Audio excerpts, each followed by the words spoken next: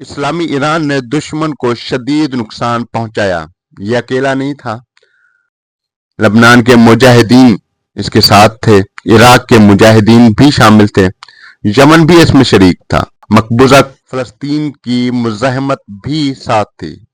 गुज़श्ता 40 दिनों में दुश्मन को सख्त ज़रबें लगाई गई।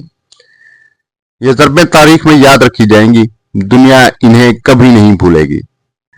ईरान और महवर मुज़ाहमत एक साथ खड़े थे। वो इज्जत के नुमाइंदे हैं, वो इंसानियत के नुमाइंदे हैं। उन्होंने वहशी दुश्मनों का मुकाबला किया, एक बड़ी जंग लड़ी गई और इस जंग के बाद दुश्मन को सबक दिया गया। ये सबक हमेशा याद रखा जाएगा।